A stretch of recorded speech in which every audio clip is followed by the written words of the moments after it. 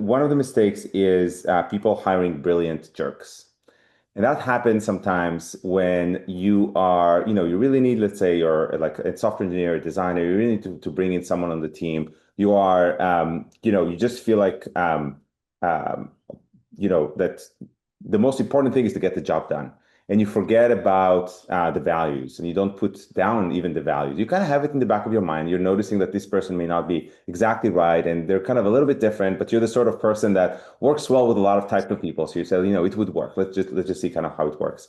Um, you know, I think what ends up happening when you do that is you may get some work done on a very short in the very first short term. But the truth is that the first few people in the company really set the stage for what this company is about, the community, how it feels like to go into work, how does it feel like to collaborate. And if you make mistakes around, the sort of kind of values that you bring people with, and values is something that you come from home, it's really hard for a small company to teach people values. That's just really not our job. If you make that mistake, it could really set your company's path on the wrong path.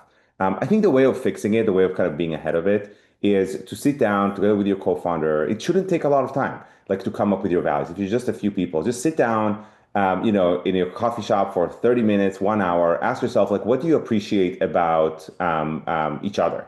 What do you like about each other? What do you want to do more of? What do you want to see more of when you hire? And put down 3 or 4 things that are just must-haves.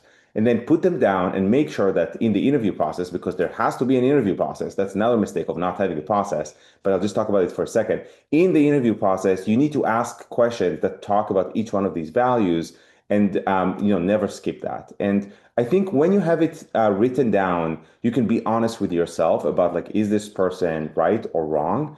If you don't have it written down, you can just kind of like hand wave it and hope for the best, and that doesn't work. That would be one out of multiple different mistakes I've seen.